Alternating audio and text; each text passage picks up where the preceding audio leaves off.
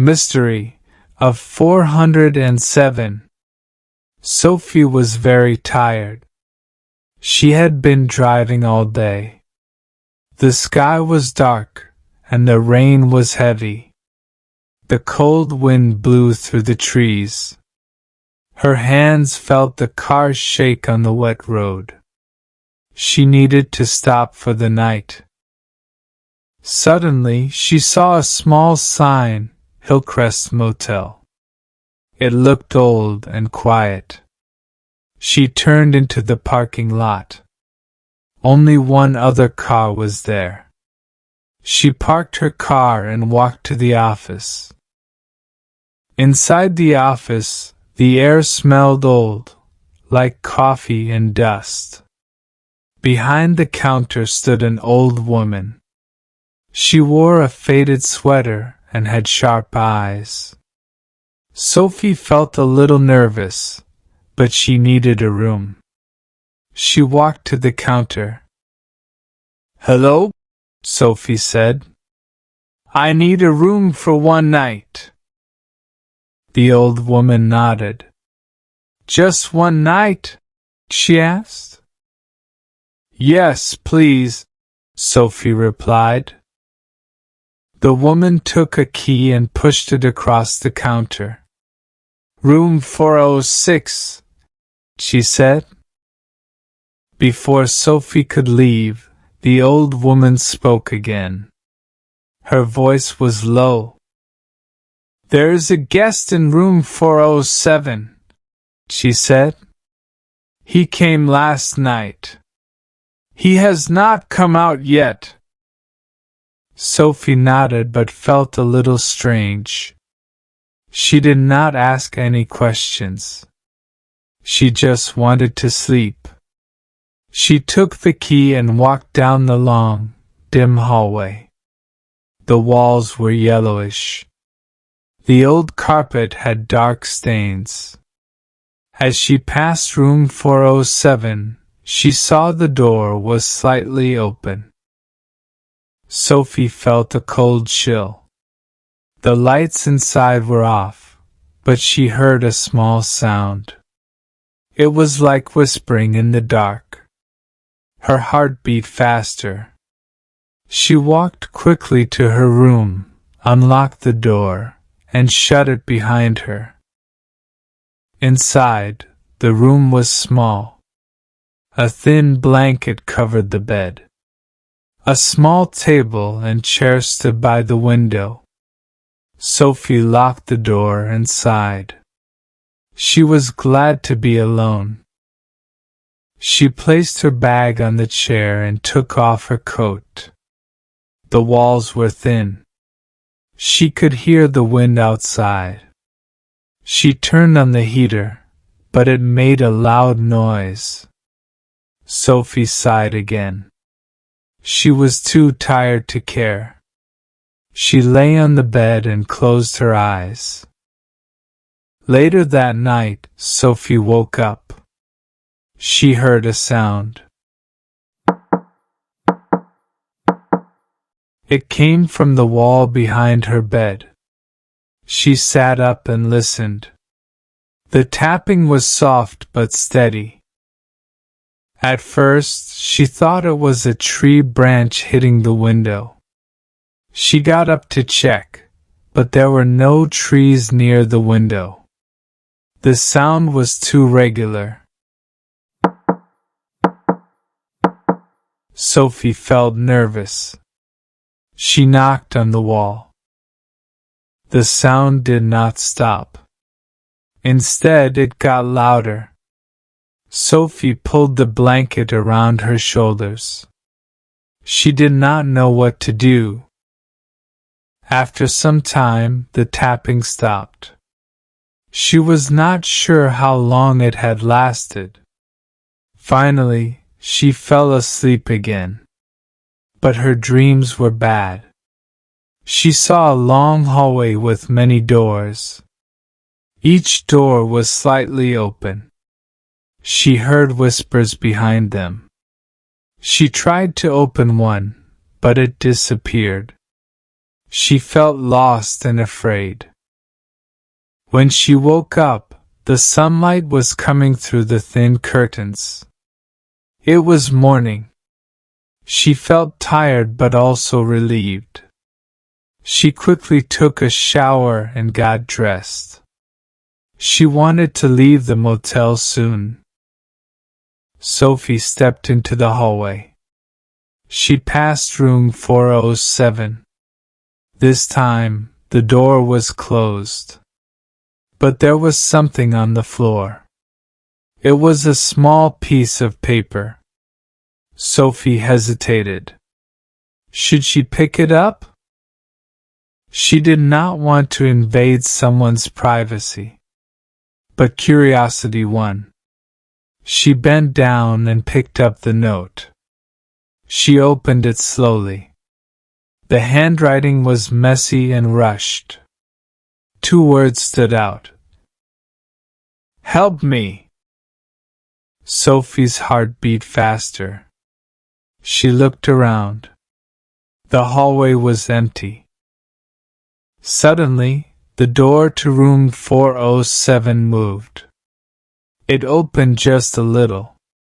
Sophie saw a single eye looking at her from the darkness inside. She froze. Her hand held the note tightly. She wanted to say something, but no words came. Then she heard a whisper. Please, help me. Before Sophie could respond, the door slammed shut. Bang! Sophie jumped. Her heart pounded. She did not know what to do. She turned and ran down the hallway. She hurried to the front desk. At the front desk, the old woman was still there. Sophie was breathing fast.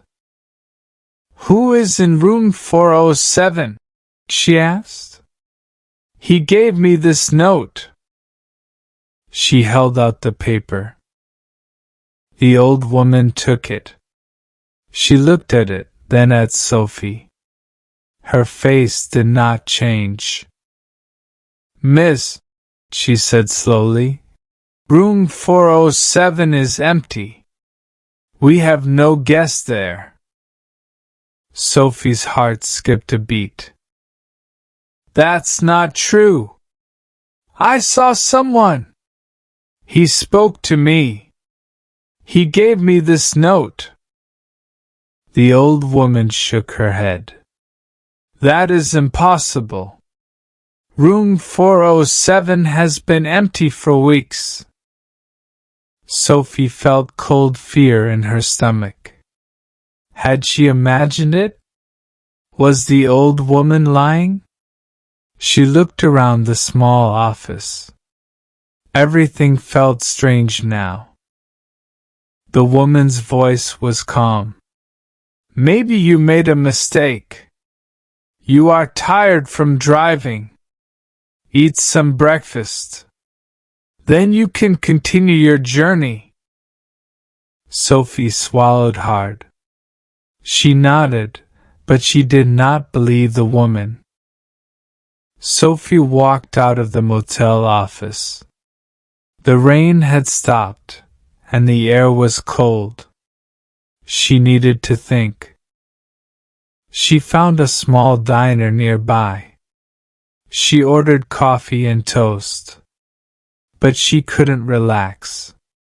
Her hands shook as she picked up the cup. Who left that note?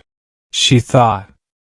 Why did the old woman say no one was in room 407? She wanted to forget about it. She wanted to leave. But something inside her said no. Someone had asked for help. She could not just walk away. Sophie finished her coffee and walked back to the motel. She passed room 407 again. She stopped and listened. Silence. She knocked once, very softly. Hello? She whispered. Are you okay? There was no answer. Then she heard something. A faint noise from inside. It sounded like scratching. Like nails on wood. Sophie's heart raced. She stepped back. She was scared, but she also felt curious. What is happening in there? She thought. I have to know. That night, the motel hallway was dark and quiet.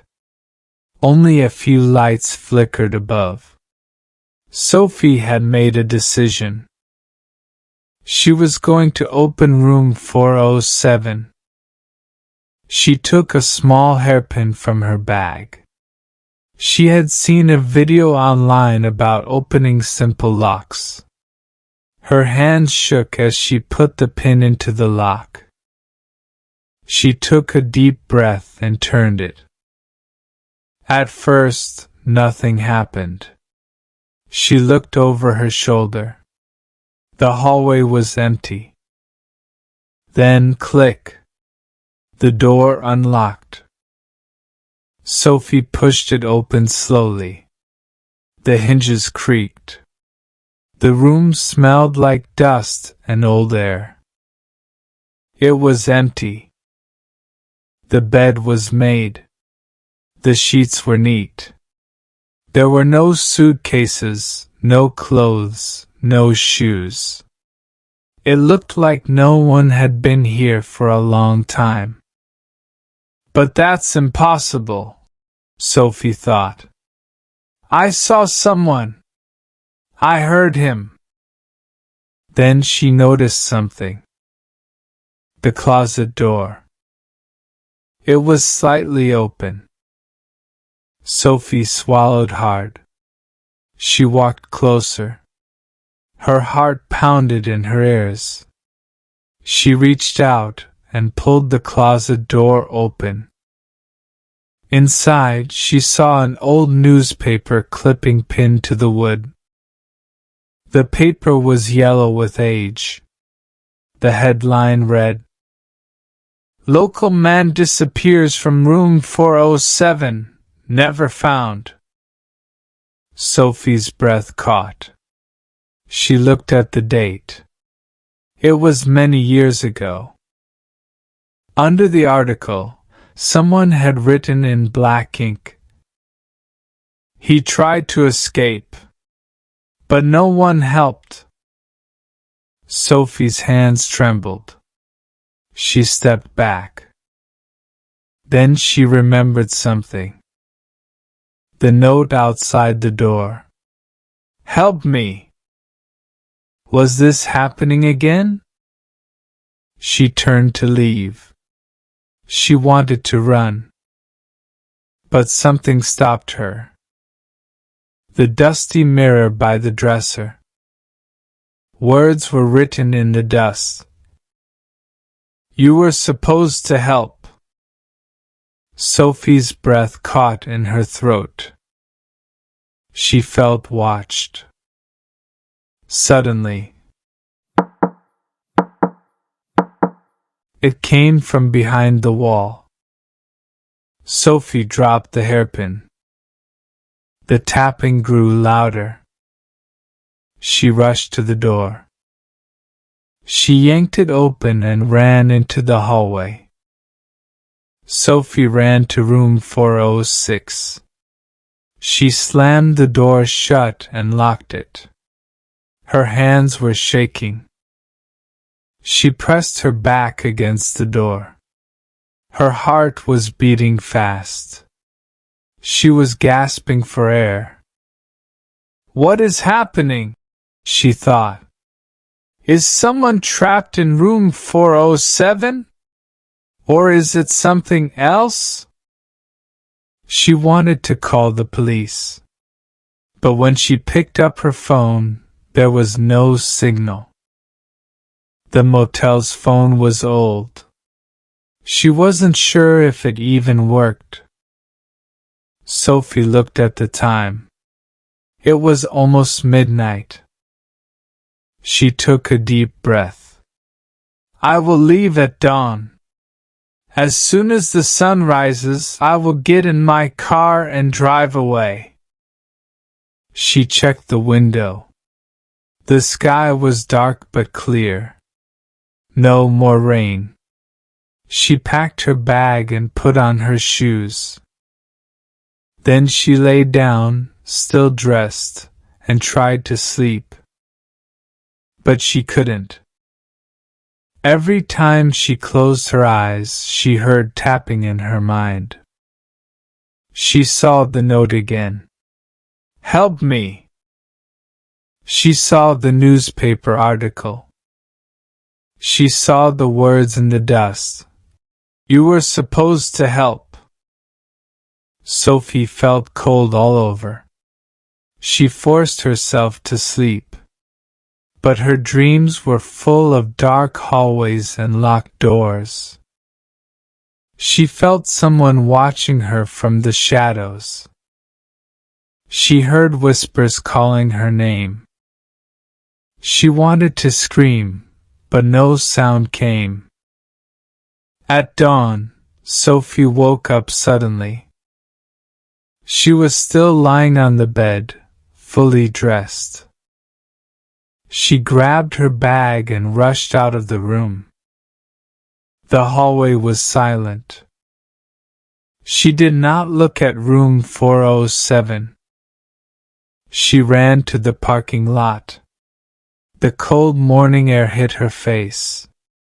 She jumped into her car and turned the key. The engine started. Relief. She drove away, leaving the Hillcrest Motel behind her. It was just a strange night, she told herself. Nothing more. She wanted to forget. But then, her phone buzzed. A new notification. Sophie frowned. She had no signal last night.